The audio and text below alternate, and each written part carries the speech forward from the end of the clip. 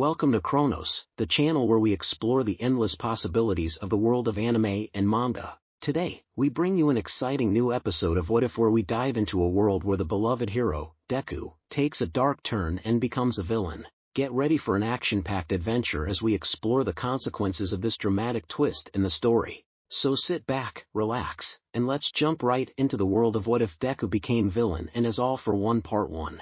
Chapter 1, The Bullied Bully. Izuku Midoriya dreads going to school. Ever since he turned 6 years old, he had been bullied and targeted relentlessly by everyone for his quirklessness. The words and isolation hurt so much. He was alone, ostracized from his peers for being a walking contradiction in several senses of the word. On one hand, he was bullied constantly, suffering verbal diatribes and attacks on his non-existent social life, but according to the school he was the bully. It wasn't his fault. Whenever a fight broke out, he came out on top and would inevitably be blamed for the incident. He earned the title of delinquent, bully, and of course villain. On one hand, he was a sensitive, shy, and timid boy, always mere moments away from breaking out into habitual, silenced sobs, but whenever it came to a fight he became cold, merciless, focused like a laser, and terrifying. The change was night and day. Not unlike a cornered animal, he would go from a scared little lamb to an apex predator, which only served to worsen the case against him. He was a wolf in sheep's clothing, and everyone saw that. On one hand, he was mostly petite, underfed, and certainly malnourished, too many lunches stolen or otherwise made inedible, too much time spent sitting out of gym class since no one was willing to work or play with a villain. On the other hand, his strength while in a fight was nothing to scoff at. Sometimes, as a prank made by the older classes, someone would get into a fight with the boy. It never took long for every witness to face the grim reaffirmation of dealing with Midoriya. Never get in a fight with the quirkless bully. If you are lucky, he'll only break a few fingers. That's why he was always seen as the villain. He was somehow too strong, somehow too vicious, and always took fights just a bit too far. And so he was alone, verbally assaulted daily, but he was otherwise fine.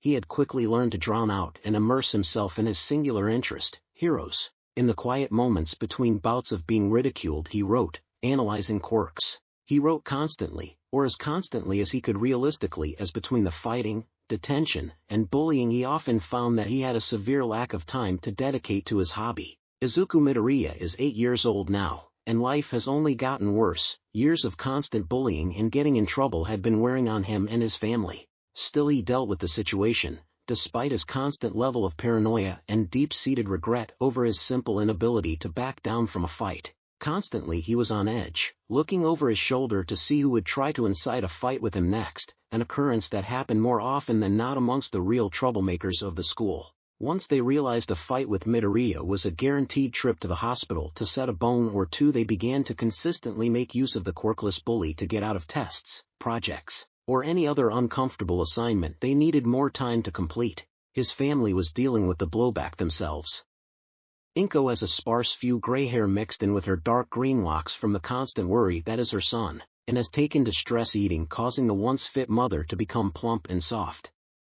Her face has become more wrinkled than her friends, and everyone knows that it is her disaster of a son's fault. Hisashi isn't faring much better, and is blatantly dealing with the stress far worse. Unlike his wife, he now spends as little time at home as possible, electing to stay at work and out for weeks at a time, only appearing back in the apartment once a month. Where he used to be a warm open parent, he now has closed himself off, ready to snap at both his wife and son in a moment. All this weighed on Izuku's mind as he trudged toward the school building. He wondered if he would be able to just go to classes without getting into a fight. Dad would be coming home tonight, and if all went well then, he might just get a promotion at his work. An incident today would certainly get in the way of any sort of promotion, especially since he had already been in 3 fights this week alone.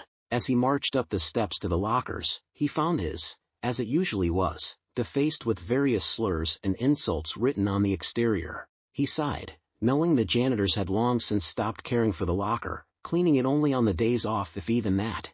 The door was broken open, the lock long since destroyed due to constant searches of his locker for contraband, stolen things, or by others seeking to play a prank on the quirkless bully. Today was no different, it would seem. His school shoes, which were supposed to be black and white, had been colored yet again, the 12th time this year alone. Izuku braced himself as he looked at the insides, and to his surprise there was only a note. No thumbtacks, No gum, no scarlet lilies, no, someone had chosen to leave him a note. What kind could this one be, he wondered, electing to grab the note and open it at his desk. Deku, came the familiar sound of his childhood friend turned greatest bully and source of fights. Kaken, what do you want? Izuku innocently questioned. It was best to not instigate anything when dealing with the explosive blonde. Being submissive kept him off balance with Izuku, who saw his perfect fighting record and demeanor in fights as who he really was. Fuck you, that's what. Why the fuck did you put this shit in my locker, asshole? Kaken yelled while throwing a handful of exploding garbage at his green-haired classmate. Izuku tried to dodge, and most of it did miss, landing on the girl standing behind him. He still had some land on his head where it concealed itself amongst his curly green hair. Keek. The girl, have just now realized that what hit her came from her troublesome locker neighbor, let out a shrill cry as she rushed off to the bathroom. Izuku lamented that he would doubtlessly be blamed for both the garbage on the floor, on her, and her being late. With a heavy sigh, he turned back to Kaken. I didn't do it, Kaken. I'll help clean it out with you though. It was a gamble. A denial usually results in whoever made the accusation doubling down, but with an offer to help, sometimes they would accept and let it slide. He hadn't tried this with Kaken yet. As best as he could, he avoided the blonde like the plague. Fuck off, you damn bastard. I don't need your shitty help. Kaken growled back. If Izuku was surprised it didn't show, he had gotten good at hiding what he was feeling. With a calm smile and a slight bow, he bid Kaken a good morning and made his way to the bathrooms to clean his hair. He wasn't concerned about taking a long time, he knew what was coming. Izuku Midoriya to the principal's office. Izuku Midoriya to the principal's office. With his hair freshly cleaned and dripping on his shirt, he calmly walked to the front office. Good morning, Suzuki-san. Should I just head on in? Izuku questioned the overly friendly secretary. It always made him wonder how on earth someone so sweet could stand working for someone as mean as the principal.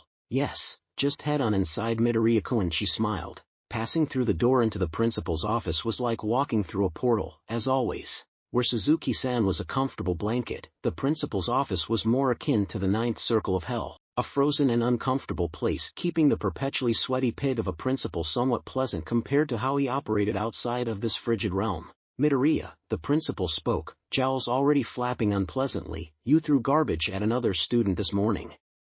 I already know you'll deny it like all the other times, so we'll make this quick. 2 buckets, back of the class. You'll be given notes later. Get to class. The slobbering oaf spoke with a tired authority. Understood, sir, have a nice day. Not the worst possible punishment. Maybe the principal was in a good mood. Not one to look a gift horse in the mouth. Izuku retreated silently and went on his way back to class. When he arrived at class, he tried to slip inside without drawing attention, of course knowing his luck, this was a fool's errand. Midoriya, you are late. Yes, sensei. I was called to the principal's office. Sensei quirked his eyebrow at this. Do you have a note? I have a punishment. Izuku spoke with his usual shame. 2 buckets, back of the class. Sensei nodded.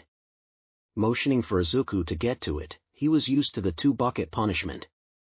It was the most common one for him. After being sent to detention after school or being assigned additional work, he took up his place in the rear of the class, behind his desk, freshly vandalized. He sighed. This too was a common occurrence in his life. Standing in the rear of class, large water buckets held in either hand, Izuku made his usual effort to focus and retain the information being given out by the monotonous teacher. Katsuki Bakugo doesn't understand his former friend and greatest rival. Deku, the useless quirkless nerd, has never lost a fight. Even to him, he who was told he would be a hero. Praised for his strong quirk, it infuriates him to no end that he just can't crush the damn nerd. The kid is a bully through and through. Sure, he plays innocent, but he is always pranking and beating up others. His shy, timid, weak facade doesn't fool him though. No, he's looked into the eyes of Deku while in a fight.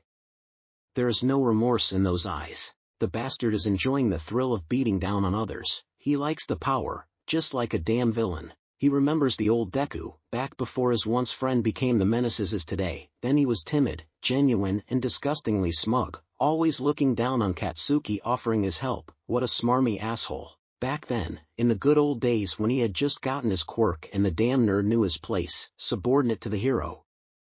Now though, He's more like a villain, hiding his real self behind a mask of his 4-year-old baby self. Hey Bakugo, heard you won against the quirkless wonder in a fight before school. Is it true? One of the extras was getting uppity again. They knew their place. Did you take him down? He wished he could honestly say that he put the nerd in his place, but he had some respect for Deku.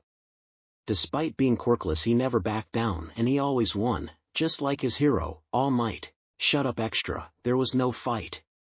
Damn nerd got called to the principals before I could crush him. It might not have been the whole truth, but he was planning to crush the nerd later. He was going to be a hero and he was going to win. When classes finally broke for lunch, Izuku was in a rush to put away the buckets when Sensei called for him. Yes Sensei? Midoriya, this is the 4th time this week you have gotten in trouble. I'll be calling your parents after classes today. And before he could finish, Izuku interjected. Wait. Please don't call my mom and dad. At least not for this. It's pretty minor, right? Even the principal thought so. He just waved it off with the punishment, so, please. Don't call my parents. Just for today, please. Izuku cried, eyes beginning to water.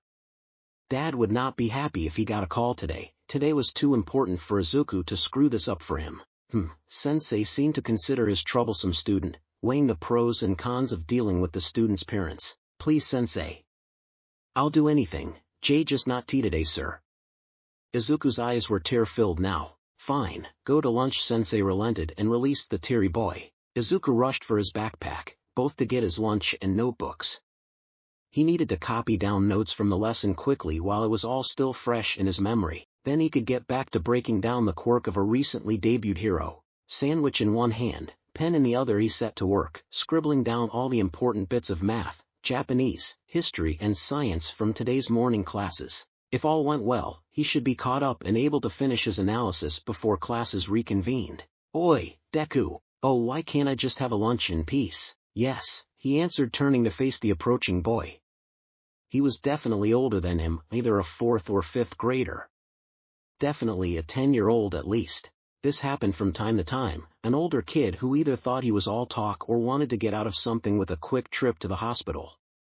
What can I help you with, senpai? His voice was even. He knew that whatever he was being sought out for, it couldn't be good. Your name is Midoriya, right? An odd question answered with a suspicious nod from the Grionet.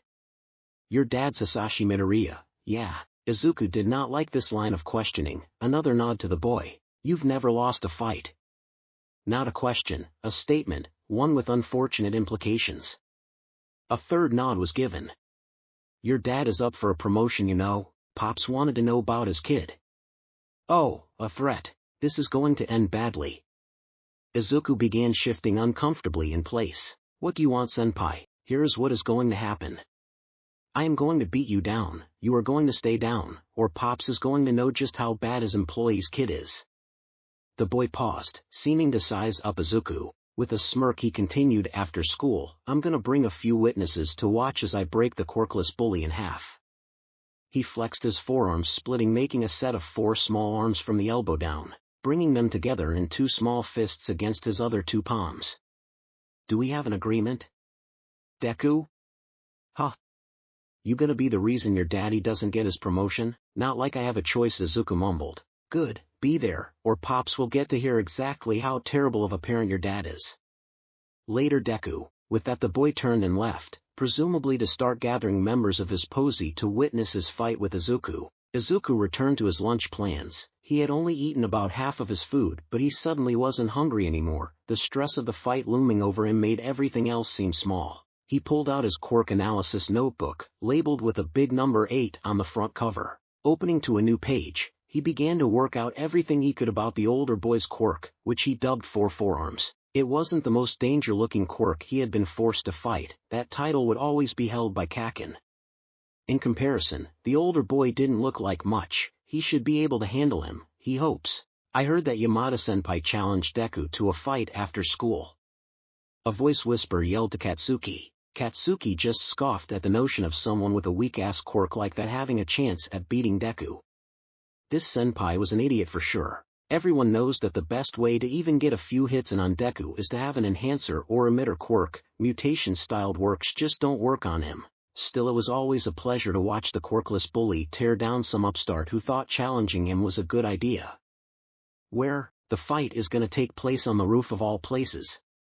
So climactic, the extra quietly cheered. Afternoon classes were over in a flash with the anticipation of today's big fight. When he arrived to the roof, it looked like half the boys in school were there, mulling around uselessly waiting for the two fighters. Senpai arrived first, with his entourage of 5th graders. They strode into the middle of the group, making a small circle, and began talking amongst themselves while they waited for the real star of the show to arrive. Deku emerged around 5 minutes later, face and shirt damp. Clearly, he had gone to psyche himself up, splashing water in his face. Katsuki let out a feral grin. This was good. Whenever Deku splashed water in his face before a fight, it became a real spectacle. Last time Deku did it against him, he had ended up slammed against a tree. The memory of defeat stung, but Deku had a tendency to force his opponents to learn. Since then he knew to pay attention to his surroundings at all times. The roof was a somewhat level playing field, but the prospect of Deku throwing someone off the roof chilled his blood. Deku was vicious, but he would never kill someone, just break a bone and make them yield. Deku marched to the center of the circle, mumbling something to himself. Another good sign for the fight, very bad sign for Senpai. When Deku is mumbling before a fight, it means he already has a way of dealing with the opponent's quirk. Katsuki knows this, hell, half the grade knows this since it's such an obvious tell. Deku spoke softly to the older boy, nodded before taking a position across from him, eyebrows furrowed. He had a look of determination on his face. What the fuck? Katsuki breathed. What's with that look? Is he taking this seriously? He never took a fight seriously, not even against him. Who the fuck was this shitty senpai that he deserved such determination? This isn't fair. He is the stronger of the two, so why? He began letting out small explosions as the fight began, but the moment the first blow landed, his thoughts screeched to a halt. Senpai stood across from Deku with a shit-eating grin plastered across his face. At the call for the fight to start, he charged across the circle and landed a two-fisted punch on Deku, who had taken up a basic stance. As the hits connected, the light in Deku's eyes faded, brows unfurled, and his mask disappeared, leaving behind the countenance of the quirkless bully. He was knocked to the ground but quickly shot out his leg, catching Senpai in the ankle, knocking him off balance. As Senpai stumbled backwards trying to steady himself, Deku shot at him from his position on all fours, like a rabid hound. Tackling Senpai to the ground by his legs, Deku swiftly landed a gut punch before taking 4 punches across his own body in retaliation, one landing squarely in his face and causing pool to drip from his nose. Deku flinched in pain before bringing their heads together in a headbutt. The fight seemed even, but then again, they always did at first. Deku had insane stamina, more than he should have for a scrawny 8-year-old. The headbutt gave Senpai enough time to separate the two, allowing both to get back to their feet. "The hell are you doing, Deku?" the older combatant shouted. "This wasn't the deal. Fuck off, daddy's boy."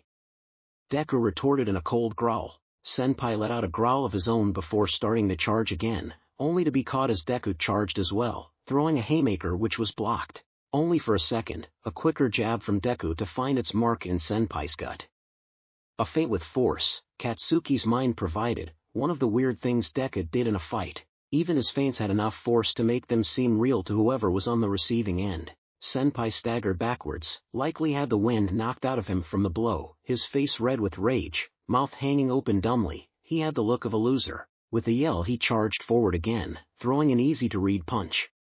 Deku caught the punch, throwing Senpai over himself and onto the ground behind him. From there he pinned one of Senpai's arms beneath him and pulled his other arm apart like a wishbone. The sickening snap of the victim's elbow sent a shiver through everyone's spine, and made several not used to these sorts of fights faint. To his credit, the loser didn't immediately pass out from pain, instead he yelled like he was being murdered before passing out. Katsuki wasn't sure he could have done that, sure he'd broken bones before, but that looked terrifying.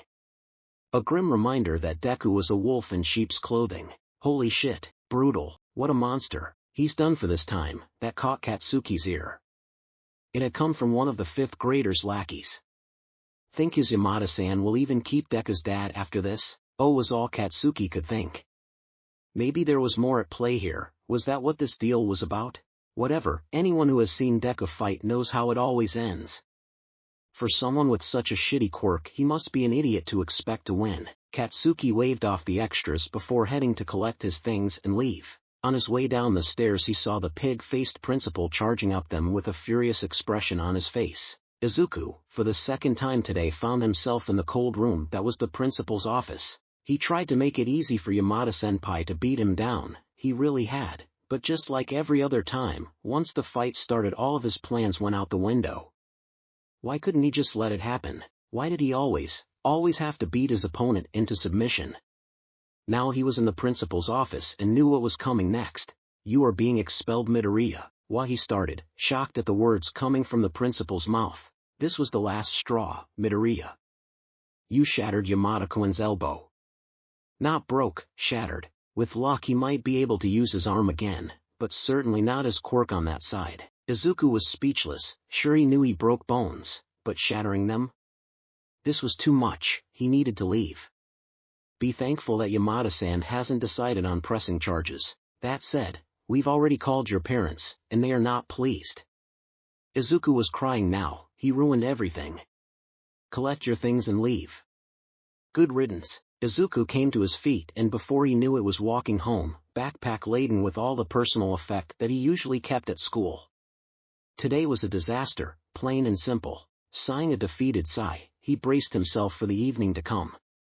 Maybe it wouldn't be so bad, maybe Dad wouldn't be fired because of this, maybe. Deku. Izuku was jolted from his nervous head at the familiar call of Kaken, giving him a defeated look. He gives a nod indicating he is listening. What the fuck was that today? It doesn't matter anymore. Huh, leave it alone, Kaken, please, he said with tearful eyes. Fuck off, I want to know what the deal was. And you're gonna tell me, or else, the blonde retorted darkly. Izuku let out a breathless chuckle. Or else what, Kaken? What could you hold over my head? I just got expelled, Dad's probably going to lose his job, I might be sued and sent to prison. He was full on sobbing now. What more is there for me to lose? I can't be a hero anymore. I doubt I'll even be able to work after all of this. My future is gone, Kaken. All that's left for me is to be a villain. He stopped realizing his own words. I'll die before I become a villain, he added after a moment, sobering up at the thought. Walking past Kaken, he mumbled, be a hero for me, please, never call me Kaken again. I'll be a hero, and if I find out you became a villain, I'll kill you, Katsuki added before walking off on his own. Chapter 2, A Waste. Izuku drudged up the steps to the apartment, dreading the conversations that he would no doubt be having tonight. First he needed to go over what he knew he was walking into. 1. He was just expelled from school for getting in a fight. 2. The fight was with Dad's boss's son. 3. He shattered the son's elbow. 4. He might be arrested if the Yamada family chose to press charges. 5. Dad was likely fired instead of being promoted. Oh, that is bad, Izuku realized as he began working out how to maneuver himself to avoid as much. He was deep in thought as he approached the front door. Hide in my room, skip dinner, tomorrow they won't be as furious, he decides while fumbling with his keys. Key in hand, he presses his ear to the door to hear who is home. As expected, he didn't hear anything. He cursed his bad luck that he couldn't tell if anyone was home. Quietly he keyed open the door. Peering inside he found the apartment dark and empty. Good, mom's gone out. Izuku took his shoes off, but didn't leave them by the door, instead taking them with him to his room. The less they notice me, home, the better, he thought to himself, once again locking the door. As he walked across the apartment, he took note of the empty bowl in the sink. It would seem Mom ate the last of the ice cream. Slinking back into his room, he placed a binder on the ground and placed his dirty shoes atop that. Looking around the room, he knew things were about to change, and in a big way. He approached the large limited print All Might poster with the text, "You can be a hero," underlining his winning grin. I'm sorry, All Might. I failed, Izuku admitted while reaching up to carefully remove the poster. Slipping his student ID under each taped corner, with tearful eyes he watched as the collectible came down. With the absolute pinnacle of care, he rolls the poster before placing it back in its tube. That was the most painful part of the process of taking down all of his hero merchandise and placing it into storage. Hours passed in silence as Izuku methodically placed each collectible into a case beneath his bed. When he was finished with his endeavor, he wedged his chair under the door handle and settled down on his bed. He had no idea how long it might take for his parents to come home. After around an hour he heard some commotion in the rest of the apartment. It must have been his mother coming home since no words were spoken. He closed his eyes, hoping to sleep through the rest of the night. Today was supposed to be perfect, but Hisashi supposes that was too good considering his failure of a child. No, after this monumental screw-up he needed to distance himself from this family. Inko had lost the body that made her so desirable after these last 3 years of constant stress eating over that damn brat. Speaking of that disgrace of a boy, it would have been so much easier to disown him if he had just been consistently an asshole. However, the boy of course had to maintain the appearance of being his sweet useless son. Where did he go wrong? No, it couldn't have been his fault. His son's pastime was beating the shit out of his classmates and senpais. It was certainly Izuku's fault. He was smarter than this. For all of his constant and incessant crying about becoming a hero, he sure acted like a thug. Maybe he'd end up joining a gang. With his green hair he wouldn't have to work hard to make it bright like that Bakugo brat. Either way he'd have words with his son and wife regarding the divorce he would no doubt start filing after work. This family was a burden that he could no longer carry. If he has even 1 ounce of luck in his whole body, his boss won't find out about Izuku's fight. Still, that left him plenty of time to worry about his promotion. Maybe even if the boss found out, he could make it up and get the promotion since he had finally decided to abandon the brat and divorce Inko. Still, that would have to wait until he went to his real job. Not that he currently wasn't working, but this dead-end office job that was once his aspiration had lost all appeal after it became apparent that Izuku's behavior would stop him from advancing. No, his real job that he had picked up 2 years ago after he came to that realization, was as a helper for some criminal organization. His flame breath, he had found, could reach cremation temperatures, making him a useful tool in corpse disposal, and much easier to deal with than that upstart Dabi. Still, that was hours away. He would have just enough time to start the filing process before heading to the warehouse where his evaluation would take place. Sighing, he stood up and walked toward his manager's office. Tarika-san, my brat got in another fight. Hisashi spoke with a practiced, even voice to not show how incredibly tired of this he was. Tarika-san was younger than Hisashi, installed by his father in charge of the department as grooming to have him take over the whole company. He was a clear bachelor by the way his suit was pressed, tie pulled slightly loose. Overall he had a very easy and approachable demeanor. Hisashi liked Tarika-san. He speculated that Tarika saw in Izuku the same light as his own failure of an older brother. Geez, Hisashi. That's what, the 3rd time this week? Tarika-san let out an exasperated sigh. 4th time actually, Hisashi grumbled back to the man. This is the last straw. Finally divorcing the old bag and ditching the kid with her, eh? I can't even get mad about that, nor will I blame you for it, Hisashi. Tarika-san regarded the tired father warmly. This is a good choice. They were holding you back. Could not agree more, sir. I need to step out to deal with this. I'll see you tomorrow, sir. Hisashi agreed. Have a nice evening. The office on Shioten and 37th Street has a very good divorce attorney, by the by. Tarika-san smiled. Hisashi let out a warm smile at his manager. Sure, he wanted the position, but this guy had a heart of gold and was business-minded already. Wouldn't mind staying with the guy as he takes over the business either, he thought, pondering how far up the ladder he could climb thanks to their good relationship. A few hours later, in a stop by a very good legal office, Hisashi arrived at the warehouse where his whole life could change. The promotion would have him become much more than a contractor held at arm's length. Instead, he would officially join and be given a much more stable and much more lucrative job, probably as a cleanup specialist. Hisashi was still concerned though. His boss, who he only knew as Dead Arms, a take on both his quirk and mocking the pro Death Arms for taking a name better suited for a villain, was a neurotic man and a perfectionist who already had issue with Izuku being quirkless. Dragon, pleased to see you arrived early.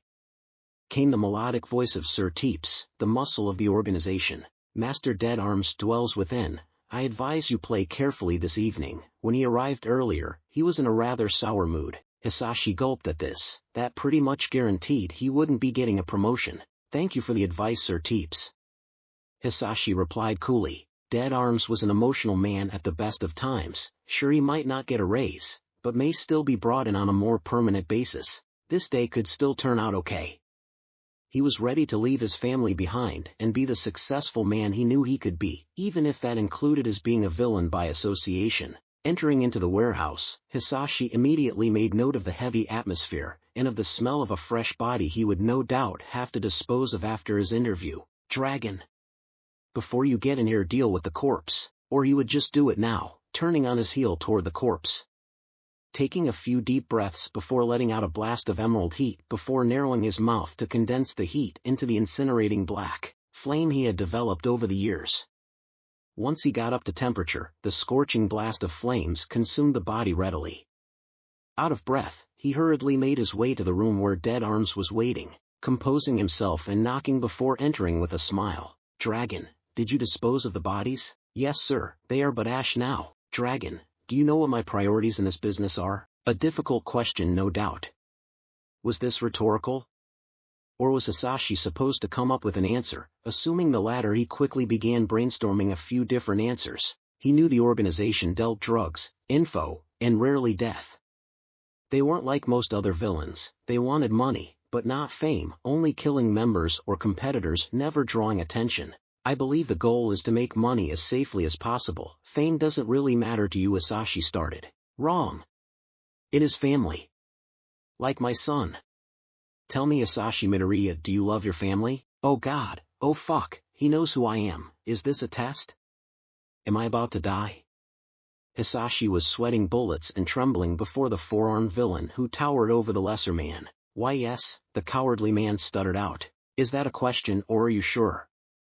Tell me, Hisashi Midoriya." Last time Hisashi wasn't sure, but now he was certain that Dead Arms was spitting out his family name. Had he done something to Dead Arms' family? He couldn't. He would never hurt someone. It clicked in that moment. Something in Hisashi, no, Dragon, told him all that he needed in that moment. The brat had hurt Dead Arms' family. He had to pay. With renewed determination and an angry look, he met his boss's eyes straight on. "My brat son hurt your family, didn't he?" A pause. "I do not love my family, sir. I stopped loving them before I started working for you, sir." Dead Arms let out a wicked grin, suddenly much calmer as he recognized the anger growing in his new subordinate. "Tell me, Dragon, what am I about to order you to do?" "Izuku hurt your family. He needs to pay. He has been a blight on my life for the last few years. I doubt you plan to order this, but I want to kill him." Dead Arms' grin did not falter, the fire in his eyes only grew. "You're right. I wasn't about to ask that of you. I would never order a hit on family. However, Izuku, you said his name is. He doesn't sound like family anymore." Dead Arms dropped his wicked grin, switching to a more paternal grin, like you might expect seeing on a teacher proud of their student. "I'll be back later tonight then, sir." Dragon turned to leave but was stopped by Dead Arms. "I want to be certain of you. You do this and you're in. We'll help with what comes after. Good luck, Dragon." Dead Arms let an assured smile spread across his face as he watched Dragon leave. After receiving the call that Izuku had shattered Yamada-kun's elbow, she quickly found herself at the bottom of her favorite gallon of matcha ice cream. Sighing, she pulled herself up off the couch, taking her bowl to the sink, promising herself to clean up properly later. She needed to get ingredients for dinner tonight. Hisashi might have become distant, but he was still loving and provided for them. She owed him a good meal. Leaving the apartment, she walked over to the grocery store where she bumped into Mistuki. "Inko! How are you?" she asked. Inko made polite conversation, but excused herself, mentioning Izuku's latest incident. On days like this she was just too tired to put up a good front. She knew she shouldn't loathe having to talk to her son tonight when he got home.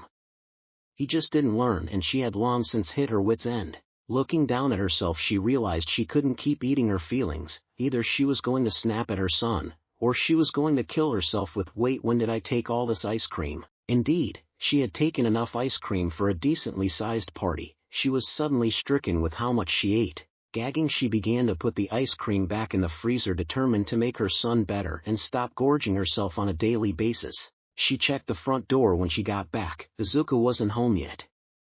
Odd.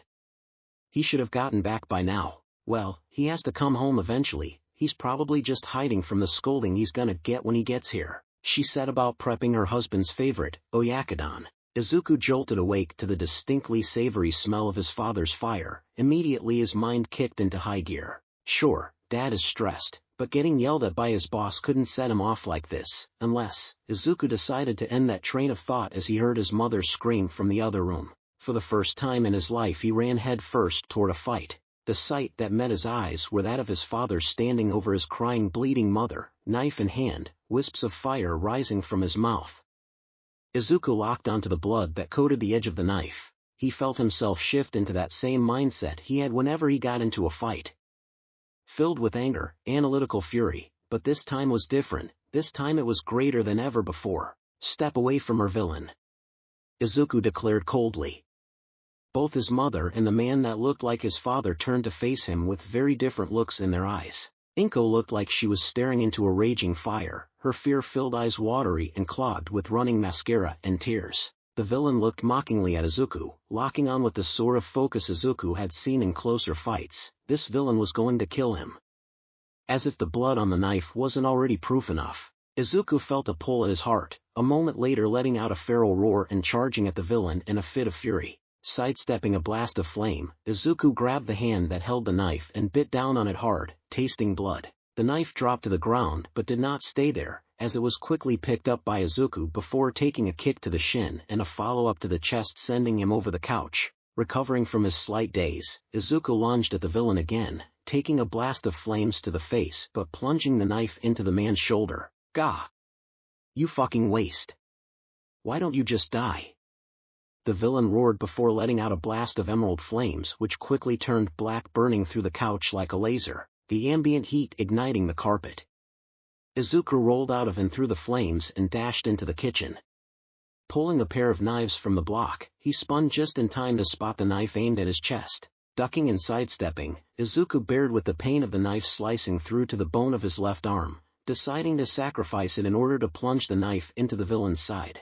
The villain let out another roar, slicing with the knife again, but this time managing to cut a nasty gash across the right side of Izuku's face. Something in Izuku changed again. With a roar he pulled the knife out of the man's side, dashed through his legs and slashed at the back of his knees, causing the man to fall to the ground in a heap as his tendons were severed. The fire breather in a panic began mindlessly letting out more and more black fire, destroying the kitchen, but unable to move the blood-splattered child from his back. Izuku took the knife with both hands and brought it down hard on the base of the man's skull. The blade scraped harshly between the bone, embedding itself down to the grip. The fire bellowing from the man's mouth died out quickly.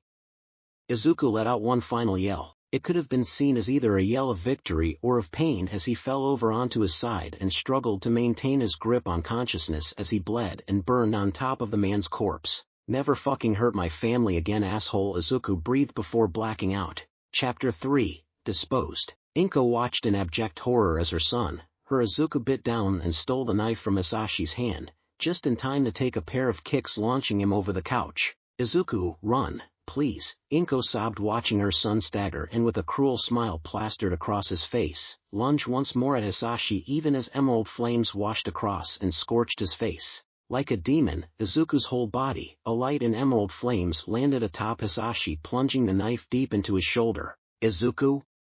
Is that you? Who was this dangerous person? That was not her son, just like how that couldn't really be Hisashi. What sort of terrible nightmare must this be? Gah! You fucking waste! Why don't you just die? The man who was not Hisashi shouted before breathing emerald. No black flames which tore through the house like a storm. They brought fire to all of the space around them. It pulled the air out of her lungs. She couldn't breathe. This must be a nightmare. This was too awful to be real. The boy who was fighting the black fire-breathing monster rolled through the fire, seemingly completely unaware of the growing burns covering his body, and ducked into the kitchen. Get back here, you fucking brat, the monster seethed, pulling the knife out of his shoulder and stalking over to the kitchen. I should help that boy. He's no match against that villain, Inko told herself, determined not to miss a thing. On shaking arms and legs, she crawled around the corner to the kitchen just in time to watch the boy be sliced across the face. The roar he let out was animalistic and feral, like that of a killer. Who is this boy? Should I be helping the man? Why are these evil people in my home? Inko cried to herself. The boy ripped a blade out of the man's side. Wait, is that the fish knife? She watched on in horror as the boy tore the serrated blade out from the man's side, splattering himself in gore with that same evil smile affixed to his face. The boy slipped through the man's legs, turning and hacking at the back of the man's knees. The sound of steel on bone made all of the hairs on Inko's body stand straight. She had heard that it was a sound worse than nail on a chalkboard, but this was beyond uncomfortable. It was scarring. Her mind came to a halt as the boy mounted the man's now prone back and let out another terrifying screech, driving the fish knife down into the man's head. As the adrenaline began to recede, she smelt it, burning flesh and blood. After the display she had just witnessed, she vomited. It was disgusting. The tears and vomit made her feel as terrible as she felt. The stab wound that the man who was not her husband had given her felt like a mix between stubbing a toe and getting burned. It was a present, hot pain. She couldn't imagine what the boy must be feeling. "Never fucking hurt my family again, asshole," the boy let out before falling into a lump on top of the man he had just murdered. He was still bleeding profusely and was sitting in the middle of a fire, clothes singed and smoldering in places. Family, that would mean that it was revenge. It definitely wasn't her boy. Taking a closer look, he had tattoos too. What sort of terrible parents would raise a tattooed murderous boy like that? Certainly not her. She didn't know how long she laid there, staring at the boy laid out across the man while her home burned around her. It felt like hours until the front door was kicked in. "We are the hero duo, Water Hose. We are here to help," came a pair of voices in the direction of the front door. Immediately a deluge of water began to wash over the apartment. The pair made their way into the apartment, coming across Inko first. "Help," the boy too, Inko whimpered. "Of course, ma'am," the male hero assured, directing his partner to secure the boy. The wave of relief that poured over Inko at that moment allowed her to fall into an exhausted sleep. Soon this terrible dream would be over, right? When Izuku came to, the first thing that struck him was the unbelievable amount of pain that crossed the whole of his body as he shifted. His eyes were crusted close, he could tell by how hard they were to open. The smell of antiseptic struck him immediately. He had been to enough hospitals to know the scent intimately. The steady pulse of the EKG grounded the blinded brunette. He was alive. "Oh, it seems our patient has woken up," came a male voice. "Secure the room. I need to have a word with the boy before anything else." The shuffling of footsteps filled the room. "Seems he had guests. Welcome back to the world of the living, Midoriya." The voice was cheery, like it wasn't talking to a wound-covered murderer. "Ordinarily, you wouldn't wake up after what you did, but I made a promise to Dragon to help with whatever comes next." Dragon? That must be the name of the villain who attacked his family. That meant this person was somehow connected. This was another villain. "Of course, I never would have expected that you'd kill your daddy, but color me surprised. I'll take care of you and your mother's bills. You have my condolences. I hope to never see you again, brat." More footsteps, this time leaving the room. "How long have I been out?"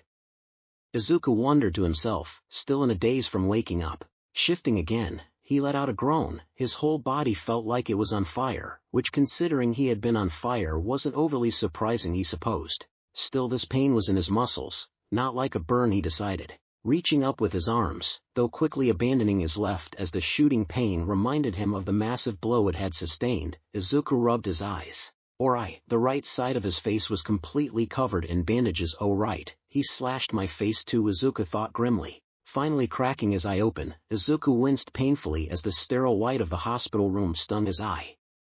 The room was unlike the ones he was used to. He was alone, not kept with other patients. Then he remembered, he had killed the villain who broke in and threatened his mother. Izuku's mind shouted. The measured beeps of the EKG began to pick up the pace. "Is she okay? I need to get to her. I need to know if she's okay. Where is she?" His thoughts began to darken and grow desperate and angry. The EKG was setting off alarms now. "If she is hurt, I need to get her help now." Izuku felt the same tug at his heart he had when he saw the villain standing over his mother. "I need to get up. I need to help her. If that villain hurts her, he is a dead man." The EKG's beeps were loud and frequent but pushed to the back of Izuku's mind. "Get up. Get up. Get up. Get up. Get up. Get up. Get up. Get up. Get up. Stand the fuck up." His heart burned, his skin stung, muscles tensed. Izuku let out a ragged breath. "Get up," came a foreign raspy voice, filled with anger. Izuku was on fire again. It hurt 1,000 times worse than getting stabbed, but he forced himself up. Izuku's vision darkened around the corners, but he pushed past it. Swinging his legs over the side of the bed and pushing off, he collapsed into a pile on the floor, pulling the 4 monitors off harshly. "Mom," Izuku let out an exhausted growl. The EKG was blaring louder than ever. Someone said something. Izuku paid it no mind as he struggled to his feet.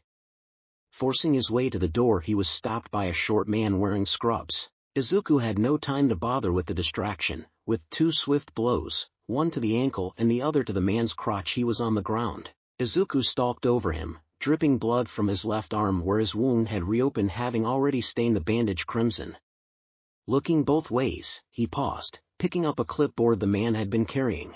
Izuku Midoriya, age 8, 122.4 centimeters, 28.4 kilograms, male parents/guardians, Hisashi Midoriya, missing, Inko Midoriya, room 413, brought in from villain attack with mother.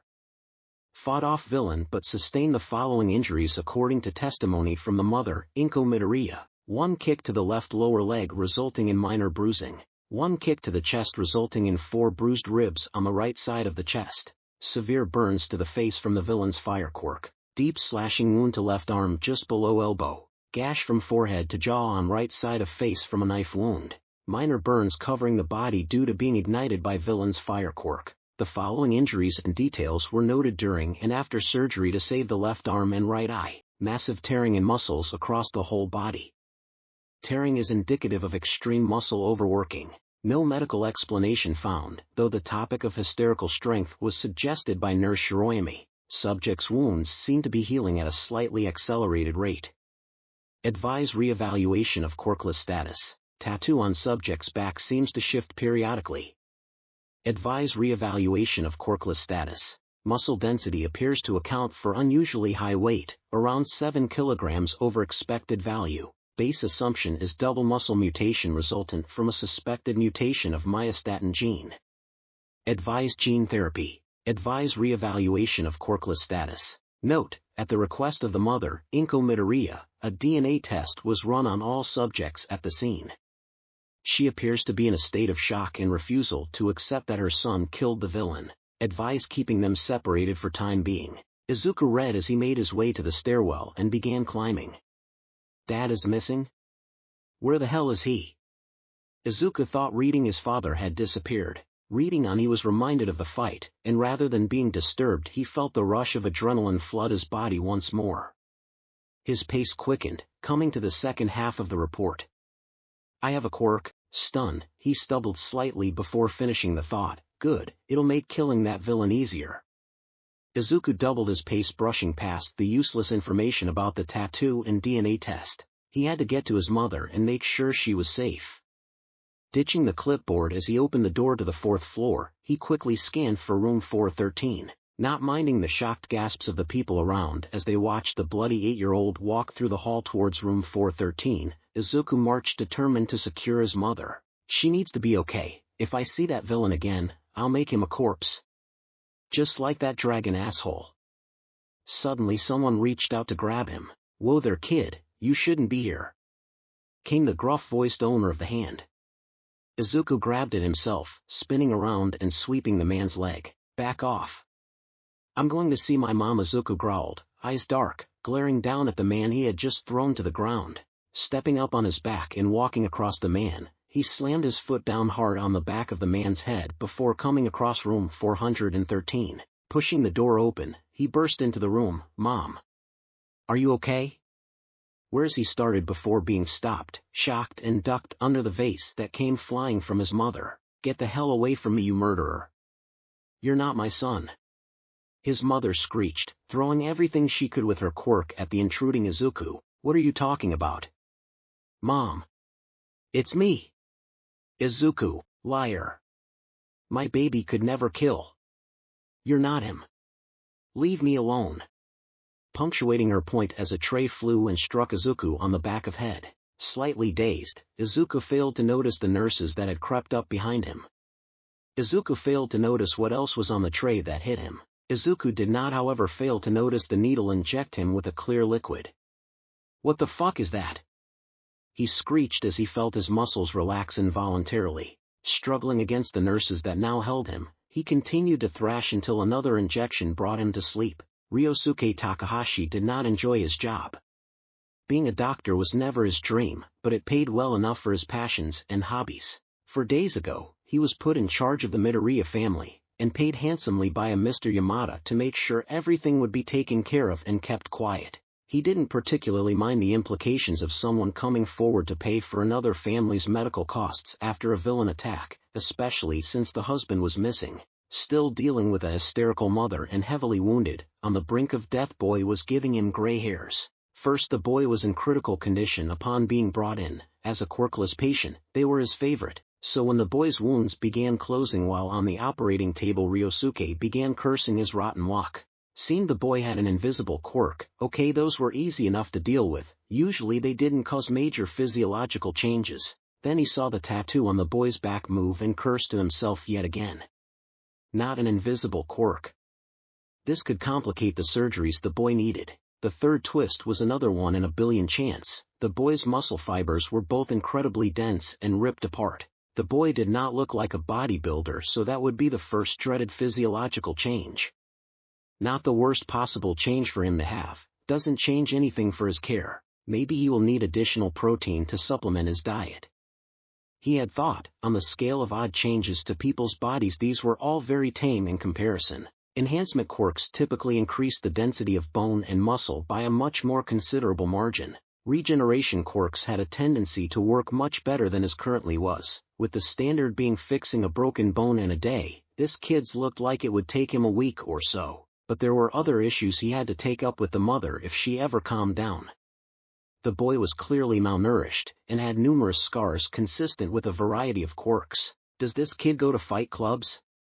How would the mother have not noted these? He was a curious case for sure. Invisible quirks had the odd tendency of being strange mutations, sure, but the tattoo and the circumstances of the quirk appearing is what left him baffled. Quirks causing physical manifestations was nothing new, but if the mother's testimony was to be believed, something he did begrudgingly, the tattoo appeared after the incident. I need to order a quirk consultation for this kid, he sighed as he walked into the building and was immediately called to by a nurse. Apparently, the kid woke up, beat up 2 separate nurses and had to be drugged after barging into his mother's room despite the in-hospital separation order. I missed the days of my private practice, he thought tiredly before downing the last of his coffee. After making rounds to his less difficult patients, he sat in his office and looked over the DNA analysis from those at the scene, namely trying to figure out why Inko had sporadically referred to the unidentified villain as Izuku's father. Her preliminary psyche evaluation notes from yesterday showed she was in a fluctuating state of thinking the villain was and wasn't her husband.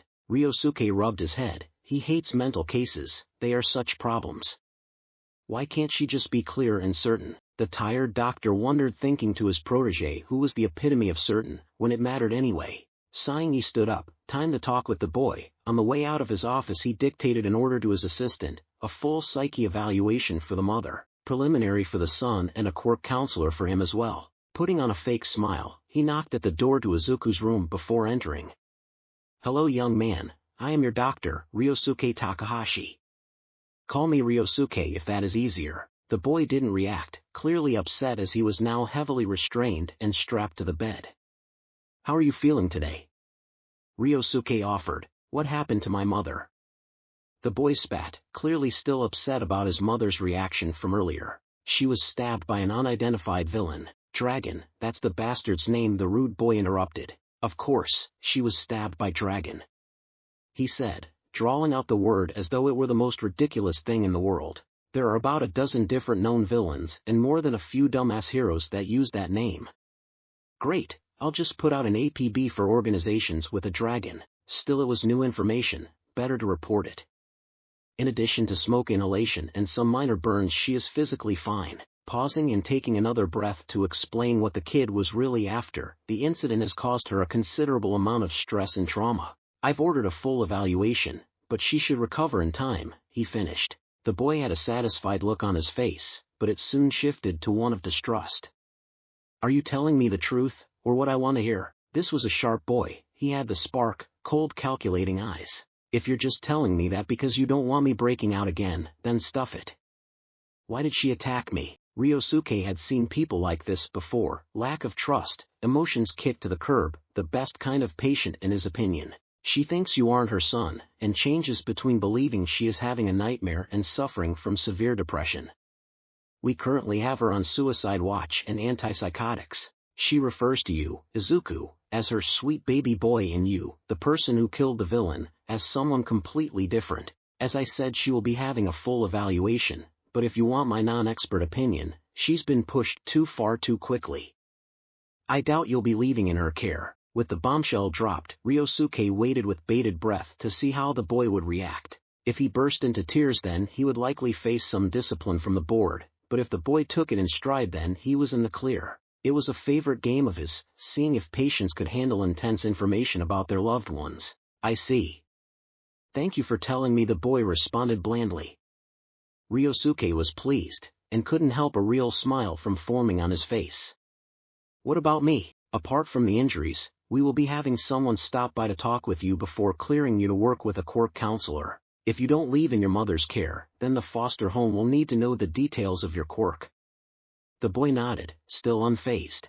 "I understand you may have thought you would be headed to a family friend's home, but unfortunately, since the incident, a social worker has intervened and determined you may be a risk, and as a result will be transferred to a foster home for more dangerous wards." "Ah, right. You heard none of that from me, however, understand?" "Yes," the boy let out quietly. "Oh, he's right on the edge now." Ryosuke was incredibly pleased with himself as he walked out of the room without another word. The rest of the day was a blur for Izuku, who seethed with rage and despair as the plain-faced asshole doctor calmly told him that Dragon had broken his mother and that he would be sent away. At some point he did speak with the psychiatrist, who seemed nice enough. She used her quirk on him to read his thoughts and determined he was not an immediate threat. The prospect of such an interesting quirk got them into an in-depth conversation about her quirk and how it worked. She left him with a smile on his face. A pleasant note in the hazy and confused cacophony that was the day. His sleep was troubled, reliving the events of the day where he cemented himself as a villain in the eyes of the world. He was certified as a delinquent now, expelled for fighting as an 8-year-old with a record as tall as he was, not to mention a murderer with a no doubt hideously scarred face. Granted, he hadn't actually gotten the chance to see himself in a mirror yet, but the words severe burn rung in his head from the report. How had I just glanced over all of that, he asked himself. He hadn't even considered the note at the bottom of the report until after he woke up and spoke with the doctor. Why did I not care? What's wrong with me? That night he fell asleep crying. 2 days later Izuku was cleared to undergo quirk counseling with his doctor, social worker, and psychiatrist in attendance. Izuku was led into a clear padded room, the door sealing behind him. He'd been to a few quirk counselors over the years. A few too many cases of classmates trying to get him expelled for illegal quirk usage had forced the school's hand more than once. "Alright now Izuku, I want you to describe everything you know about your quirk, then we can get into the testing." "Can you do that for me?" "Yes. My quirk, according to the report, gives me minor regeneration, a tattoo on my back, and might be the cause for a mutation of the MHA gene." "Is that all?" I think there might be more, but I don't know. Can you try using it now for us? Also pull off your shirt, there's some discussion on what that tattoo might do." Yeah, I can try." "No promises though." Izuku reached inside, the pulling on his heart just like he did when he saw the villain over his mom, just like when he broke out to find her. The burning came easily, but it terrified him, only for a moment though. Interesting, came the voice of the counselor. "It seems activating your quirk causes that tattoo to unfurl and wrap itself around your body. It says here that at the annual fitness examination you managed a respectable 18 push-ups. Would you be willing to give it a go for us now? You missed them this year, but we'll let you use your quirk, so put up a good score. How about it?" The counselor was feigning excitement. Izuku could tell by the way his voice didn't tremble. "Understood." Izuku looked down, noting the black bars containing a strange angular pattern that stretched from the back of his hands up his arm before disappearing onto his back. Getting down on his hands and knees, he extended his legs out and began to do push-ups. The prevailing thought he had was how incredibly boring the activity was. He remembered the test from last year. It was markedly easier this time. Closing his eyes, he continued to do push-ups until he felt a hand on his back. Shooting forward and flipping on instinct, Izuku's eyes shot open and dropped into a stance facing the person he now identified as the doctor. "Sorry for disturbing you, but it seems we can add increased stamina to your quirk. Now pay attention, the tests aren't over." With that he turned and left the room. He could hear some yelling from the other room. Wonder what they are arguing over. For the next test we are going to test your strength. On cue a target on the wall illuminated. Just go ahead and hit that as hard as you can, first without your quirk then with your quirk. We might as well look into your double muscle gene while we are here. Shrugging Izuku releasing his quirk. It felt weird, like taking off a blanket in the cold. It discomforted him. Watching as the tattoos on his arms receded was odd. The empty feeling was wrong, resisting the urge to tug on the fires of his quirk. He let loose a punch at the target which landed with a resounding thud. Quick as a rabbit, Izuku pulled on his quirk hard, relaxing as the warmth encompassed his body again. He opened and closed his hand several times, making sure the feeling was just like before. It felt a bit different, but he gave the target another swing. This punch was solid, heavy, something about it felt wrong. Wait. Give me another shot. Not waiting, Izuku focused harder on the target, picturing the villain's face. Letting rip a roar he swung at the target, impacting the target and being greeted with a shooting pain up the entire length of his arm. Letting it drop to his side and hang there limply, a satisfied smirk grew across his face. Very impressive, Izuku. How about next? The counselor started. Boy, come here and show me your arm, came the commanding voice of the doctor. Izuku complied, walking over to the glass and holding up his arm. Mark hysterical strength on his quirk as well. Seeing Shiroyami was right. Izuku, do you know what hysterical strength is?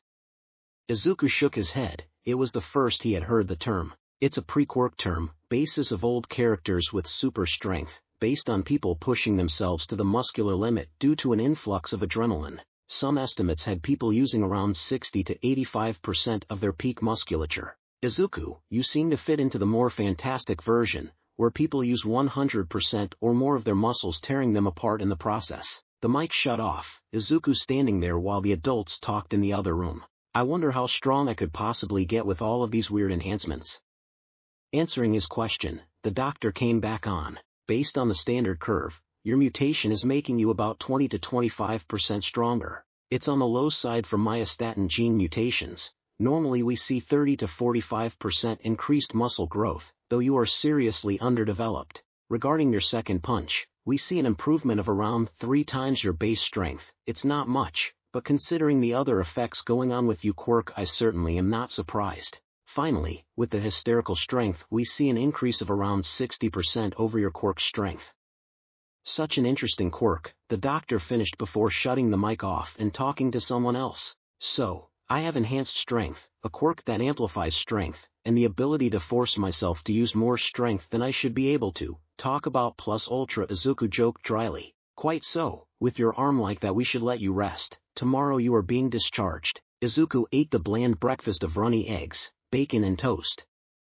The portions were weirdly focused on the eggs and bacon. You need extra protein since you have more muscles than normal people, he reminded himself. Swallowing another mouthful, he grabbed the supplement pills he was instructed to take along with his meals. Supposedly he was significantly lacking in a few nutrients and would need to take the pills for a couple of weeks at least. Dr. Ryosuke had stopped by a few dozen times explaining to Izuku everything he needed to know about his quirk from a medical and dietary standpoint, since he didn't trust the idiots that would be taking care of Izuku to be able to properly handle his health, or so he said.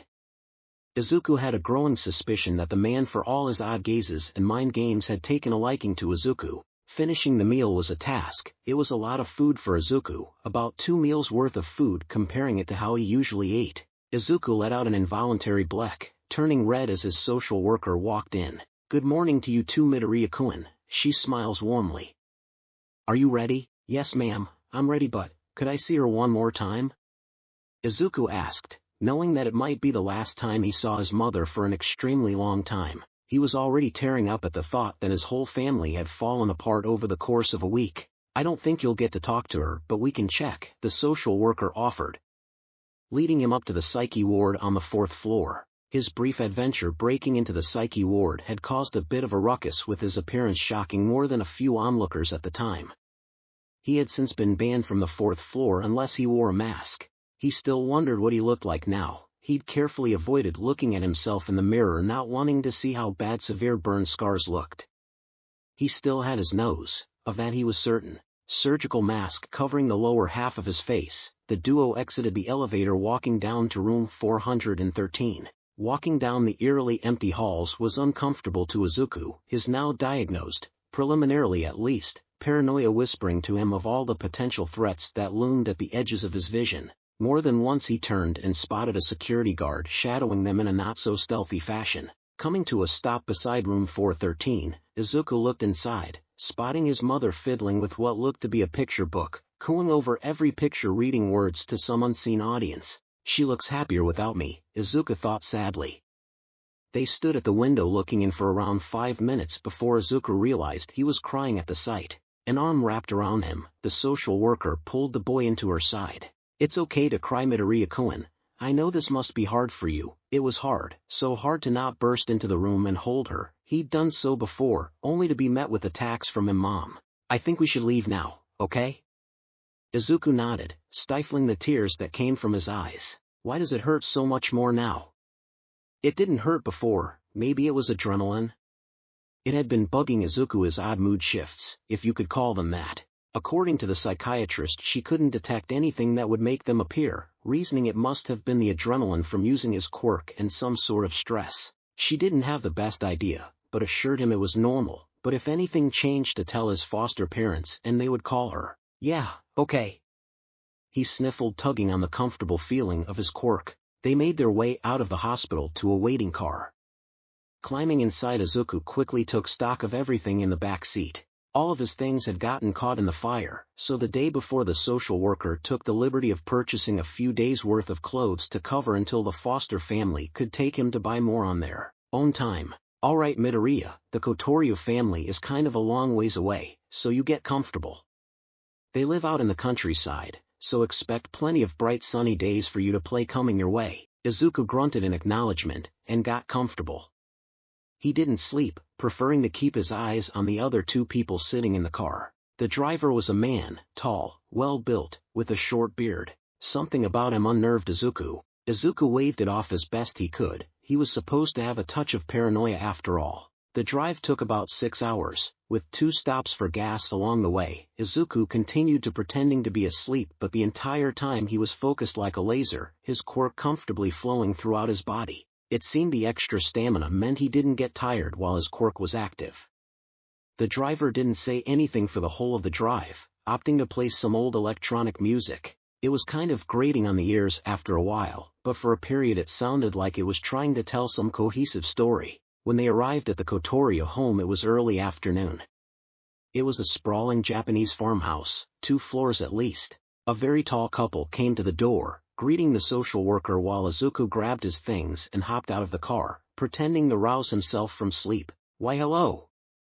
You must be Midoriya, the tall lady beamed. How was the drive, young man? It was okay, slept for most of it, kinda sore. That was only half true, his neck did kind of hurt, he should have picked a better sleeping position. Well, let's get you inside and settled then, lad, the tall man commented.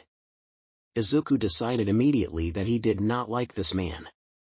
There was something about him that rubbed him the wrong way. The way he stood reminded him of Katsuki. Shit, I forgot to tell him I would be leaving. It doesn't matter though, Izuku realized. Well, it looks like you 3 are already getting along quite well. Came the call of the social worker. She was visibly tired, looking like she was about 10 minutes from falling asleep.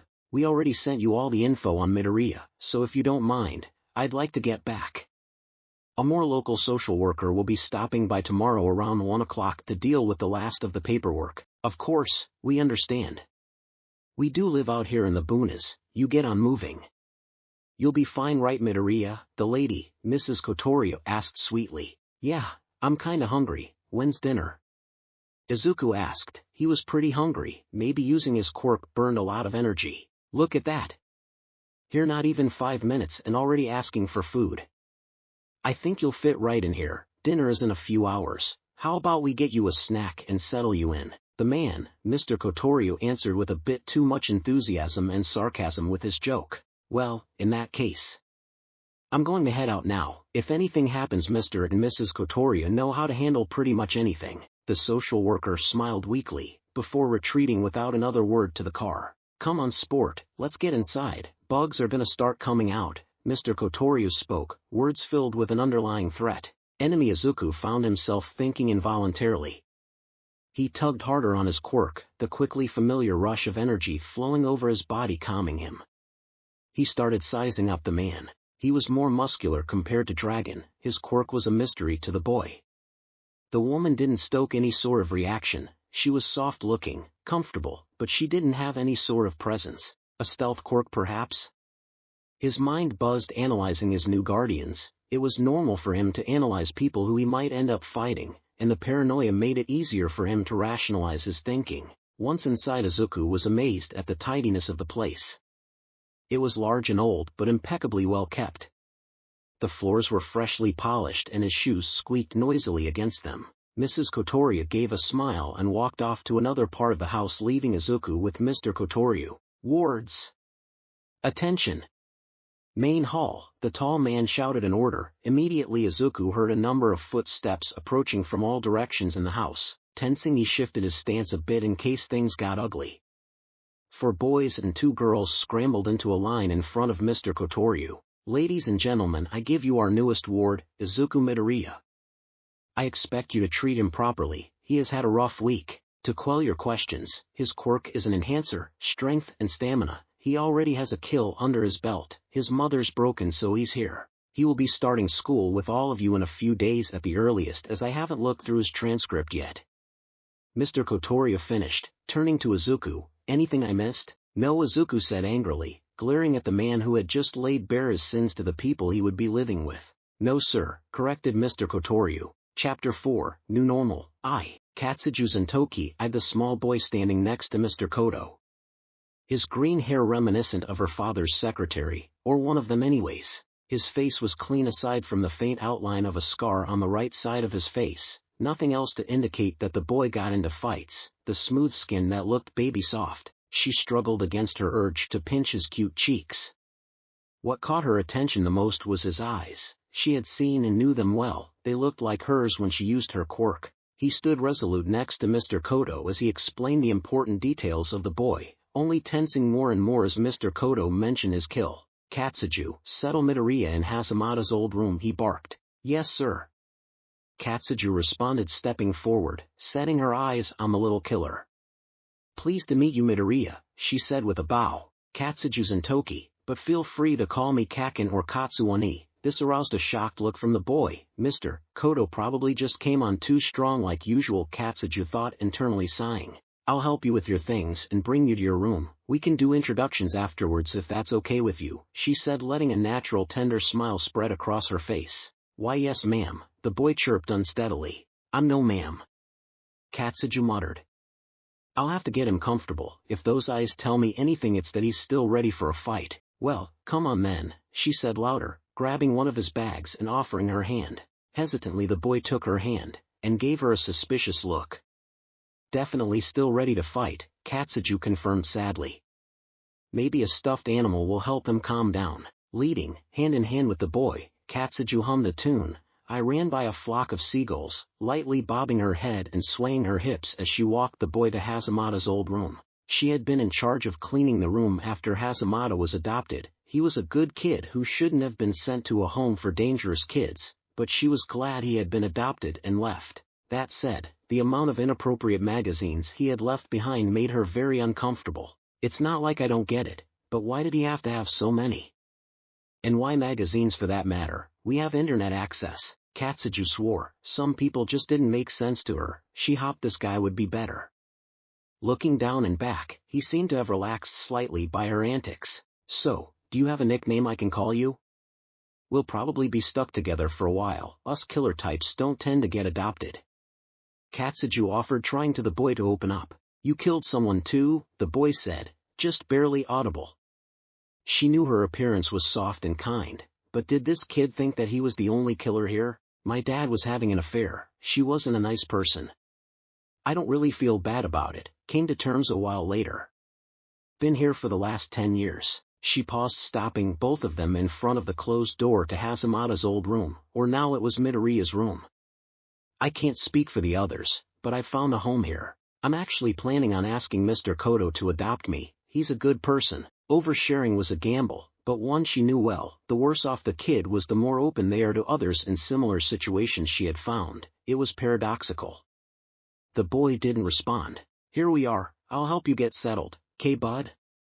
Katsuju offered, opening the door to the fairly modest room. It was fairly large, and roughly square, a lightwood desk, dresser, armoire and full-sized bed pushed up into the far corner. She remembered the cleaning process. She needed help moving the armoire. Steaming the carpet was always a pleasant experience. They set about moving furniture and putting away his things. The boy refused to speak anymore, appearing contemplative about her own status of being a killer. "Hey, I know I've been a bit forceful, and this is pretty forceful too, but can I call you Aizu? If he doesn't open up soon, he'll be stuck, just like little AIA." Katsuju thought, grimacing at the thought of the little girl who rarely spoke. "Why?" His voice was smooth, cold, and restrained. "This is it, okay Katsuju, don't screw this up. I want you to be my little brother," she blurted out, not thinking. Nailed it. Izuku had no clue how to respond to that. She wants to be my older sister? What the shit?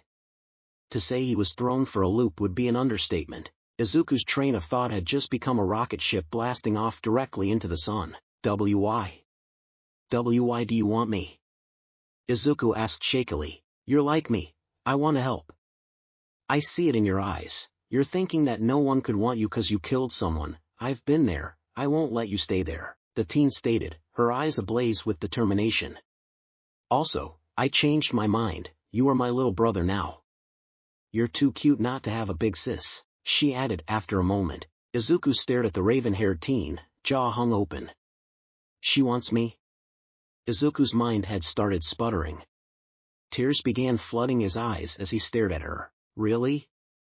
You mean it?" he asked, just barely holding back the waterworks. "Absolutely," she said with complete certainty, stepping forward and opening her arms, before drooping them slightly. I mean if you want me to be your big sis," she stuttered out, suddenly less sure of herself. "Kaken!" Izuku cried, sobbing loudly as he ran into new big sister's open arms. "It's okay Aizu, Kaken's here," she said, running her fingers through his curly green hair. Pulling the sobbing boy more into her arms, she picked him up and sat themselves down on the bed. The boy curled into her lap. The emotional dam came down all at once, and with it the exhaustion.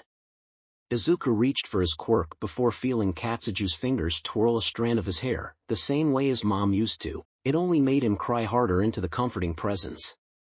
"She's good. She wants me, she's a good Kaken," Izuku thought as the exhaustion brought him to sleep.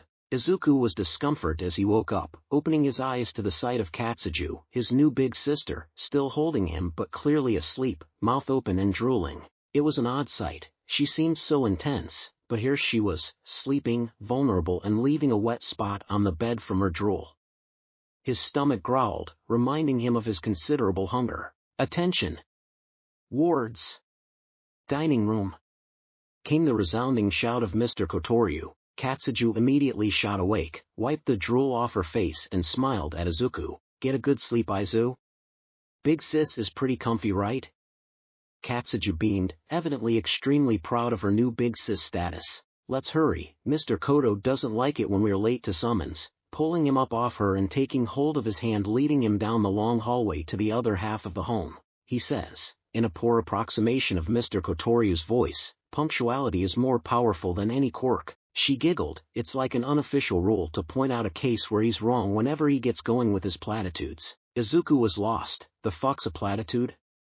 Coming into the dining room, Izuku stood next to Katsuju, still holding her hand as the kids formed the line. Before them was a mouth-watering display of food. "Midoriya, good to see you've settled in. Your seat is next to Katsuju's. Everyone, let's have a nice dinner to welcome Midoriya to our little dysfunctional band," Mr. Kotoryu said with a genuine smile, sitting down at the head of the table. The tonal whiplash jostled Izuku, before realizing, "Where's Mrs. Kotoryu?" Izuku asks, genuinely confused. "Does she not eat with us?" Mr. Kotoryu laughed heartily. "Sorry Midoriya, figured Katsuju would have explained to you." He shot a glare at Katsuju, who ducked her head and stuffed some food into her mouth. "My quirk is called Better Half. It allows me to split men into two halves, a male and female. I'm sure you've noticed I can be a bit more intense at times. That's when I'm split. We like to call my better half Ms. Ryu, while I go by Mr. Koto." Izuku nodded numbly. "You'll come to love being split," Mr. Kotoryu added. I don't know how to react to that, Izuku answered honestly, before looking down at a massive bowl of meat. I don't think I can finish all this. Eat as much as you can. We aren't big fans of pills here. Putting chemicals in the body just ain't right. Yeah, painkillers are the worst, shouted out a white-haired boy sitting on the other side of Katsuju. I'm so glad I don't need meds for my cycle, Katsuju added, not looking up. Your heart medication is certainly not right, Mr. Kodo, added a brown-haired, glasses-wearing teen calmly interjected. Mr. Kodo, I need a new fill of my anxiety medication, came a small purple-haired girl from the side of Mr. Kotoryu. Why the hell do you always say such stupid shit, old man? A dark red-haired boy asked. Medicine exists for a reason, Mr. Kodo, added a gray-haired, tired-eyed boy. Shut up, you lot. Mr. Kotoryu shouted back to the rambunctious kids, before returning his gaze to Izuku. Since you didn't know about my quirk, I figure you don't know the rest of this, kids. Straightening his posture, Mr. Kotoryu commanded, introduce yourselves. Quirk, age, and one thing you like. Or else no internet for a week, the brown-haired teen spoke first. Danuja Daichi. I prefer Daichi. Geomancy, 17 years old, computer programming. His voice was warm, but his eyes never left his plate. He was tall and twig-like. He spoke fast before placing another morsel of meat into his mouth. Shiro Hamasaki. Call me Shiro. My quirk is called emission. It lets me emit an endless amount of heat, or we don't know the limit yet. My highest temperature recorded was around 7,000 C before I was told to stop. The white-haired boy proudly proclaimed, I really like working the farm. It's so satisfying to eat food you made yourself. The boy had a look of concentration on his face for a moment, adding in, I'm 11 years old. Shiro was incredibly average looking apart from his distinctive white hair. Only his shouting left any strong impression. This boy was happy, proud, and excited. Aia Shinso. 5 years old, I like coloring. The purple-haired girl said softly. Aia, we've talked about this. It's okay to talk about your quirk, Mr. Kotoryu promised while gently placing his hand on her back. With a robotic and practiced tone of voice, the girl, Aia huffed, my quirk is dominate person. If I get someone to respond to me and I touch them, I take over their body. The girl looked down and seemed to suddenly become very distraught. That's such a cool quirk. Izuku exclaimed, not thinking of the girl. No. It's evil. It's why Mama and Papa made Big Bro and me go away. The girl burst from her seat and ran off, crying, way to go, dumbass. You hurt Aia's feelings, the dark red-haired boy yelled, growling before introducing himself, Rin Shibuya.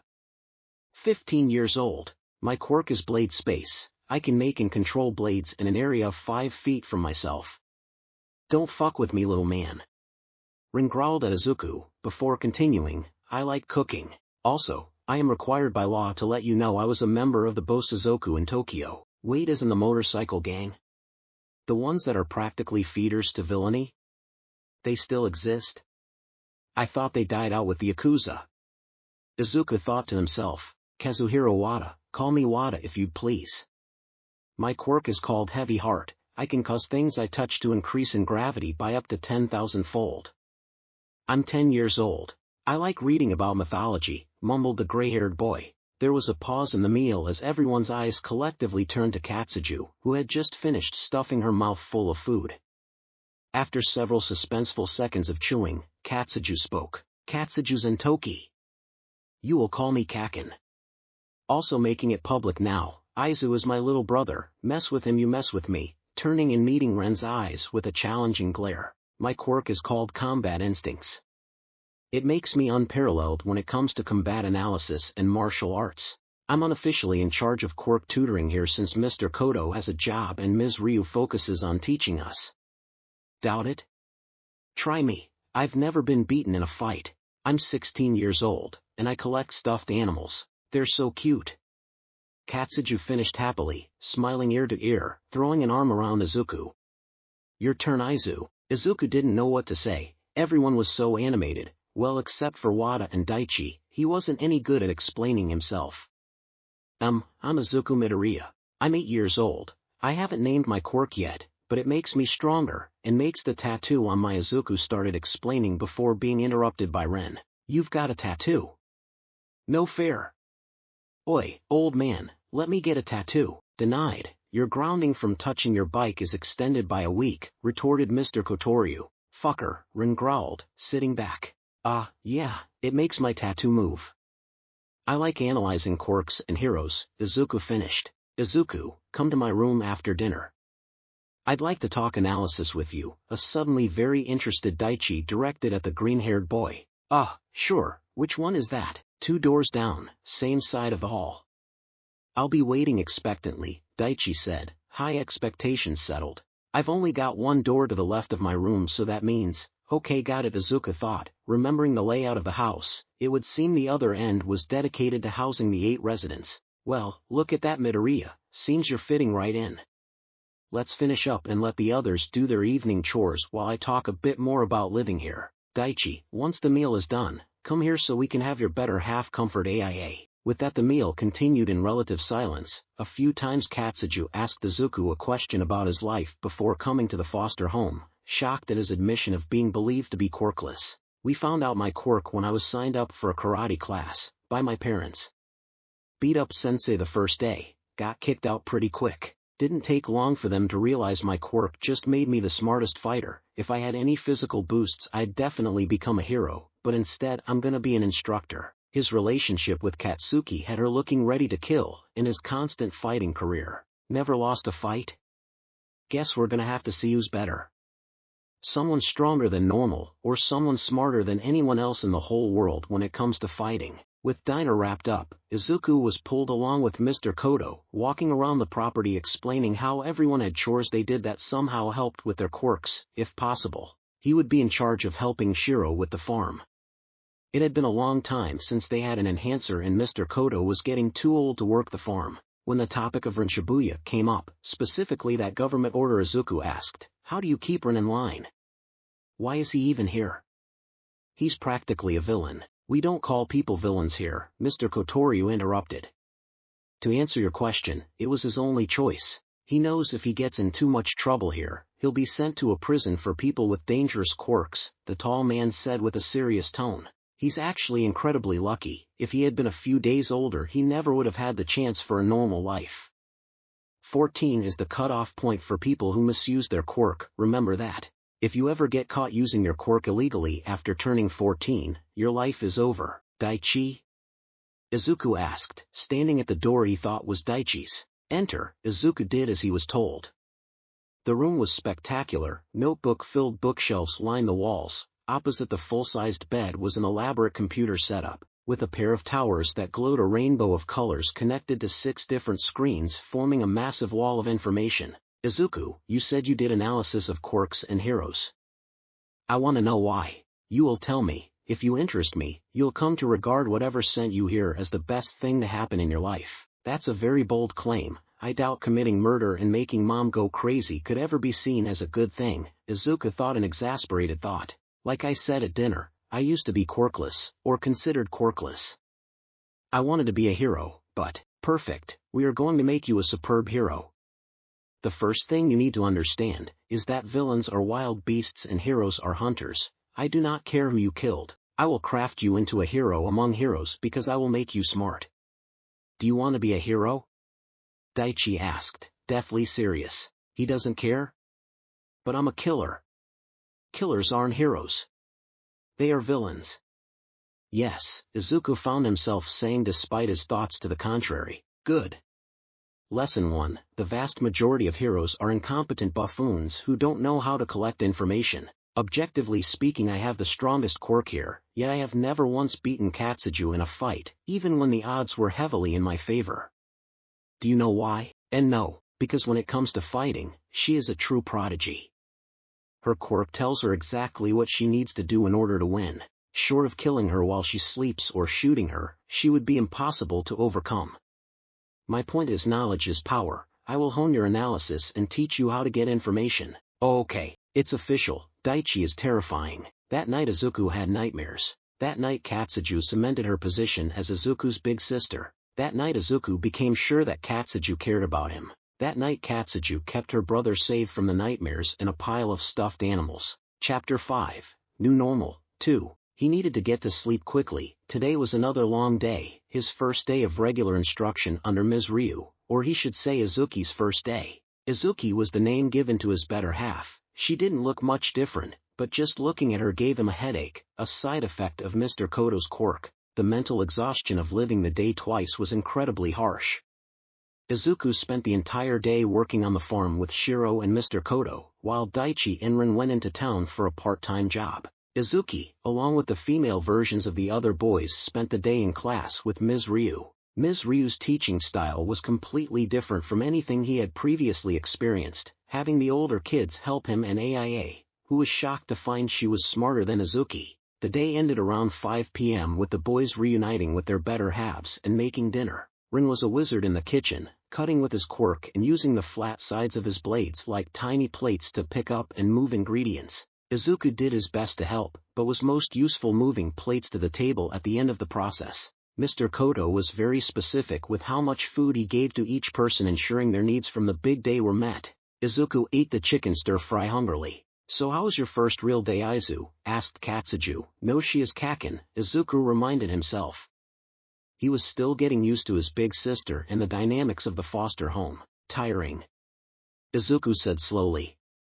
He knew that working a farm was hard, but he never expected it to be that strenuous. He spent the latter half of the day with his shirt off after being drenched with sweat. The drinks that Mr. Koto provided was enough to keep him going, but he still was overwhelmingly sore. "You still have our lesson after we finish cleaning up, don't forget," Daichi added. His lessons were hard, either making Izuku write and break down quirks in a short amount of time or teaching him how to hack. It was time-consuming and mentally draining. So long as it doesn't keep him up too late. The boy needs sleep to grow. Mr. Koto allowed his wards a degree of freedom so long as it didn't hurt one another. "Midoriya, do your chores with me today," Wada spoke, sending all the eyes to the typically tired boy. Izuku hummed a sound of agreement, stuffing his face with yet more rice.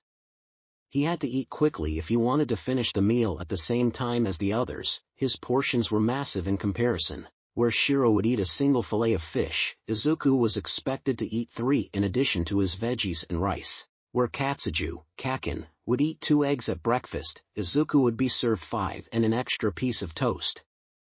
If it weren't for the workout he had today, he was sure it was going to make him fat. Then again, everyone else looks really fit. Maybe Mr. Koto knows what he's doing, Izuku thought before vindicatively adding, "Sure shows you, doctor." "Ahem," Katsuju, Kaken, coughed. "Daichi, what are you teaching my little brother? I hope it's not anything creepy, 'cause if it is," cracking her knuckles to punctuate her point, before muttering under her breath, "Ow, that hurts," and continuing, "There will be hell to pay." Izuku couldn't help but smile at her antics. She put on such a good show of being strong and fierce, but really she was a massive softie who had more than once stolen Izuku to serve as her stuffed animal for the night, which was impressive considering he'd only been at the house for 5 days. "Kaken, it's okay. Daichi's just helping me get better at analysis. He's helping me become a hero," Izuku said pleadingly to his older sister. "Correct, he will make a superb hero. He is lucky to have been brought to me, otherwise he might have ended up another clown," Daichi supported without inflection or noticeable intention. "Why the fuck do you want to be a hero, you little fuck? No one would take someone like us." Rin added, an angry frown on his face, eyes twitching like he was ready to be attacked right back. "Rin, shut the fuck up." "Midoriya, you don't have to answer," Mr. Koto added, giving Rin a stern look. "Yeah, Rin. Shut up. Just 'cause you don't want to be a hero doesn't mean Izuku can't try," Shiro added, heating up the room slightly before having a piece of chicken thrown in his face by a tired Mr. Koto. "I'd like to know too." The soft voice of AIA filled the room, eyes turning to the little lavender child. Please?" she added after a moment. "I wanted to be a hero just to save people, but now I think I have more reasons." Izuku didn't know where he was going with this train of thought, so he paused, thinking to himself. "Mr. Koto said that if you get caught using your quirk illegally after 14 your life is over. I think I want to help people like that, like us. You'll never be a hero though." "Heroes don't kill," Rin retorted. His words were ice, freezing Izuku in his seat. "How could I be so stupid? Of course, I can't. I've killed someone." Izuku thought, it was the most obvious thing. Heroes aren't killers. He killed a villain in defense of himself and his mother, and off the top of my head I could list 23 heroes in the top 50 with body counts in excess of 100, Daichi pointedly noted. Izuku has already started down the path of a good hero. He removed evil from the world, killer or not, he fits my definition of a hero, Daichi. Izuku started, suddenly overcome with a desire to hug his mentor. Tears formed in his eyes, he was going to cry. How the hell would you know, Ren? I've told you before to read the news whenever someone arrives. The media is a cruel and cutthroat source of endless information, Daichi rebutted. Turning to Izuku, the media reported on the death the day after you arrived. You weren't explicitly mentioned, though your family name was. You may need to change it when it comes time to go to a hero school. There's the Daichi I know, always thinking 3 steps ahead without concern for those he steps on. Thank God he's on my side, Izuku thought, sobering up at the reminder that, yes, Daichi was scary. Thank you, Daichi, well moderated. I take it your regular studies are going well then? Mr. Kodo asked, redirecting the conversation. Yes sir, I'll be more than ready to take the exams in August at the current rate. From there dinner progressed much more normally without any incident aside from the seemingly nightly contest between Ren and Shiro over who could interrupt the most. Izuku's chores for the night had him cleaning up the kitchen with Wada. Izuku hadn't interacted much with the gray-haired, tired-eyed mythos fanatic. From what little he had interacted he'd managed to find out that he often forewent sleep in order to read more and shirked responsibilities as frequently as possible. I want to see your tattoo, was all the boy said, handing Izuku another plate. Why? I think I recognized the design while you were in the field today. Oh! Are you interested in tattoos too? Like Ren? No, it reminded me of an epic poem. Epic isn't really cool, as in long. Wada was clearly losing his patience. Stand still, Wada reached out and tapped Izuku's shirt. Instantly it began to rip itself apart. Izuku panicked, igniting his heart in the flames of his quirk. Dashing back and taking up a stance, Izuku watched Wada with angry eyes. As I thought. Turn around please. It seemed to Izuku that the boy didn't even notice the animosity that was being leveled at him. Releasing the quirk, he felt the fires turn back, wrapping themselves around his heart. With a sigh, he turned around. Happy now, Wada? Yes. It's Aegis Jalmer. They symbol of victory and protection, and the markings on your arms are reminiscent of the Mjolnir. The lightning, the crush. So cool. What's going on here, boys? Midoriya, why is your shirt in shreds? Mr. Kodo materialized and immediately started grilling the boys on whatever happened to cause Izuku's shirt to be destroyed. He also asked why Izuku's quirk was active. Wada, being the stand-up guy he is, owned up to him using his quirk. He was punished with a week of no computer and having to help Izuku and Shiro with field work. With a fresh shirt, Izuku arrived before Daichi's door. The lesson that followed was one of how to use the media to glean information about hero activities. See how they disappear for a few days before some big event? It's an easy to spot tell. With the preamble over, let us begin. Begin they certainly did. For 3 hours Daichi instructed Izuku how to read the news, instead of just read the news. At first it didn't make sense, it was incredibly subtle, but before Izuku knew it he was picking up hints of what Daichi wanted him to see. All the while Daichi fiddled about online, finding more articles for Izuku to study. As Izuku left Daichi's room it was already quite late, around 10:30 p.m. He was beyond exhausted from the day, and tomorrow would be worse in all likelihood. Healing quirk or not, there was no replacement for sleep. Yawning, Izuku made his way to his room and changed into his sleeping clothes. They were a set of all-might pants that Mr. Kodo had begrudgingly gotten him. It was weird being the only person in the house who wanted to be a hero. Back at school everyone wanted to be a hero. AIA was too young to care, and had already resigned herself to never using her quirk, something which saddened Izuku greatly since it was such a cool quirk. It really was. It had so much potential. She could be an amazing hero if she used her quirk to fight. Wada didn't seem interested in the modern world at all, instead living through mythologies, and if tonight's events were any indicator, he'd end up a historian. Shiro seemed like he would want to be a hero, but his words at dinner struck Izuku. It wasn't his dream. Izuku couldn't really find fault with that. If he didn't want to be a hero, that was his choice. Rin clearly hated heroes, and the reason was obvious. They're the reason he's not still riding with the Bosuzoku in Tokyo. Katsuju, Kaken, was supposedly better at teaching and didn't think she could make it as a hero even though she could overcome any issues she was faced with due to her quirk. Izuku didn't fully understand her, that much was clear. Everyone else was much more set in their personality, so why did Katsuju put up a front of being confident? Daichi clearly had no interests in being a hero, he was studying to be a lawyer after all. He wanted to end up working in the Hero Commission directing heroes around like pieces on a board. He had made this clear to Izuku that heroes were tools for the Hero Commission, and that if he wanted to be the best hero, he would need to stay in control. The #1 spot was not something to lust after, it was something to fear.